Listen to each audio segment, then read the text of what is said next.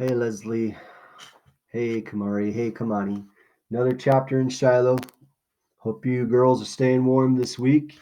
We're back in school now though, so this is chapter 5. As we know in chapter 4, Shiloh ran away from Judd again, and even though Marty had promised that if he ever saw Shiloh out and about, he would bring him back, he's broken that promise. He decides he's not going to give him back, and he's hidden him in a little pen he built up the hill. So I'd say that Marty's creating some problems for himself. Let's take a look. I got to take one problem at a time, I tell myself. Problem number one was Shiloh, where to keep Shiloh hid, solved. Problem number two, would Shiloh be quiet? Yes, he would. Problem number three, how am I going to get food out of the house enough to feed Shiloh twice a day without Ma noticing? The next morning before breakfast, as soon as Dad's gone, I take a biscuit from the kitchen and a rope from the shed outside and run up the far hill before Ma and Darylyn and Becky get out of bed. This time Shiloh's on his feet waiting for me, tail going like a windshield wiper, fast speed. A soft yip of pure joy cuts off quick when I say shh, but as soon as I'm in the pen, Shiloh's leaping up almost shoulder high to lick my cheek, nuzzling my hands, my thighs. He gulps down the biscuit I give him. Once more, I can tell, but he don't bark. Seems to know he's safe only as long as he's quiet. I tie the rope to his collar. Shiloh boy, we're going for a run, I tell him. To get in and out of Shiloh's pen, I got to unfasten the piece of wire that holds the fencing against the trunk of the pine, then move the fencing aside long enough to slip out. Shiloh lets me go through first. He follows, and then we're both together, like a six-legged animal pounding along up the path, legs bumping, Shiloh leaping up to lick my hand. I let go of the rope and let Shiloh run free for a while. If he goes ahead even a few steps, he stops and looks back to see if I'm coming.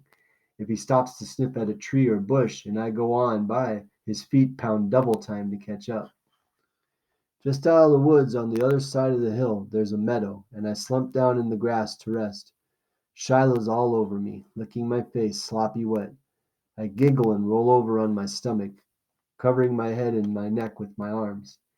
Shiloh whines and nudges his nose under my shoulder, working to roll me over. I laugh and turn on my back, pulling Shiloh down onto my chest. And for a while we both lay there,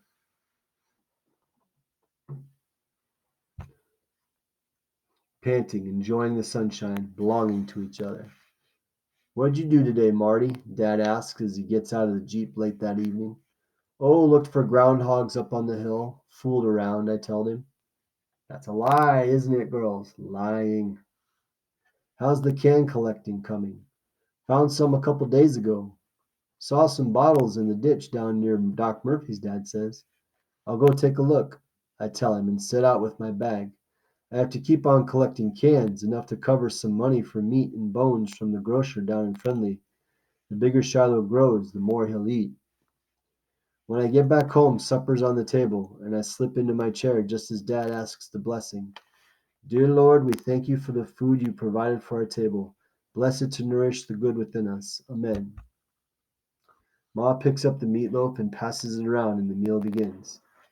I eat about half my supper, then say, "I've been getting this sort of full feeling at dinner, Ma, and then I'm hungry again before I go to bed." Ma don't even look up. "Well, don't eat so much at dinner then, and eat again before bedtime." He's lying again. That's lie number two. Food'll be all gone by then. There's always cornflakes or something.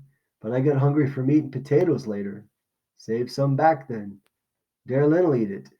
"For goodness sake, Marty," says Ma. "Who wants cold meatloaf?" Darylyn says. Forks continuing clinking on the table. Becky keeps on digging her fork in her boiled potato. No one looks up, no one pauses, no one even questions. Easy as falling off a log. I get up from the table finally and put some of my meatloaf and half a potato on a saucer. "I'm putting this in the fridge, Darylyn," I say. "Don't you go picking at it." "I won't. I told you," she says. I go into the other room and sit down on the sofa. So far, so good. "You seem restless, Marty," Ma calls. Me? Heck no. I got lots to do. He fixed the camera. Where's David Howard this summer? Haven't seen him around. I think he went to Tennessee to visit his uncle. Fred? Michael? Haven't seen Fred. Michael's gone to some kind of camp. You're not lonely? How can I be lonely with the whole outdoors to play in? I answer.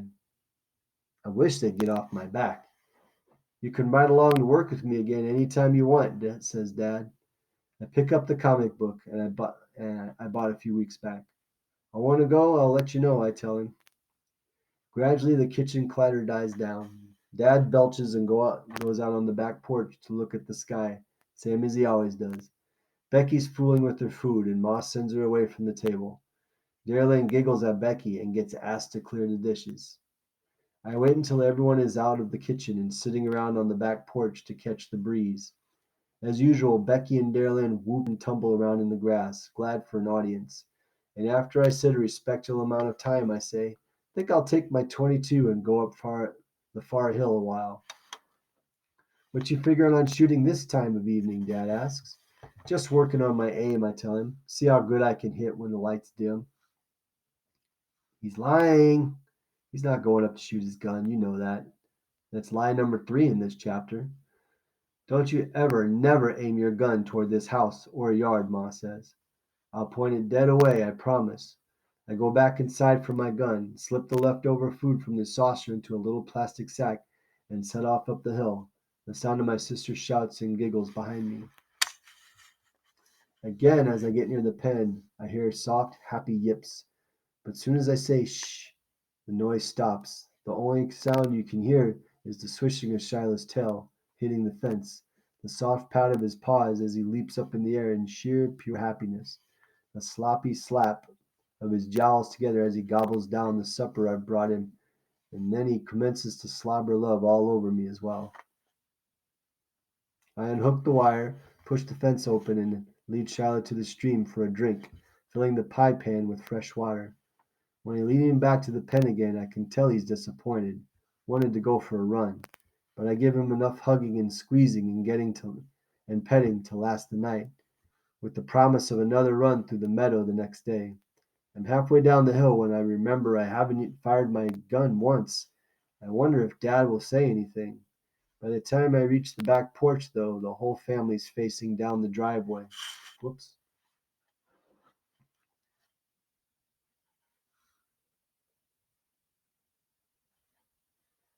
Where am I at? By the time I'm reached the back porch, though, the whole family's facing down the driveway, 'cause there's the sound of a truck motor growing louder and louder. I stop in my tracks, fingers tightening on my gun. Dad, sitting on the edge of the porch, leans forward so he can see. Looks like Judd Travers's pickup, he says. My chest feels tight, like I'm having trouble breathing. The truck pulls up by the side of the house, and the door swings open.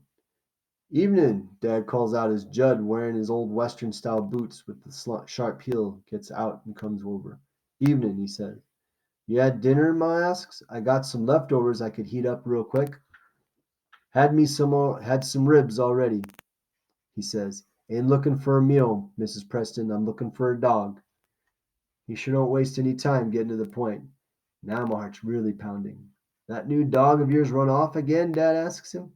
"I swear to God, if I find him this time, I'm gonna break his legs," Judd says and spits. "Oh, come on, Judd. A dog with 4 broke legs ain't no dog. Ain't no.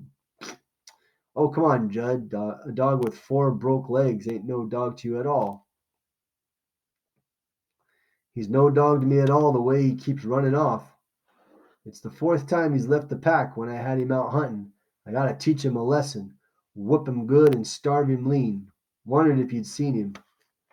"I sure didn't see him on my route today. And if I had, I'd have put him in the Jeep and brought him to you straight away," says Dad. "What about that boy of yours? Think he's seen him?" Dad had heard me coming back from the hill, and he turns round. "Marty?" I stand rooted to the ground at the side of the house. "What?" "Come on around here." Judd's dog's missing again, and he wants to know if you've seen him. His dog? Here in this yard? Haven't seen any dog any kind in our yard all day, I say, coming a few steps closer. Lie number 4. Judd is sure studying me hard. So is Dad. Well, how about when you went out looking for bottles? Dad asks. You see him then? Nope. My voice is stronger now. Saw that big German shepherd of Baker's that gets loose sometimes, and saw a little old gray dog, but sure didn't see that beagle. Well, you keep an eye out sharp, Judd says, and if you see him, you throw a rope around him and drag him over. You hear? I only look at him. I can't speak. Can't even nod my head. I would never promise him that. You hear what he asked you, Marty? Dad says. I nod my head yes. I heard all right. Okay then, Judd says, and gets back in his pickup. Have any luck hunting yesterday? Dad calls after him. A rabbit. Saw a groundhog but didn't get it. That new dog hadn't run off. Would have got it for me. He wasn't such a good hunting dog. I would have shot him by now. Sheriff would get on you. Got on you. Sheriff would get on you if you did something like that, Judd.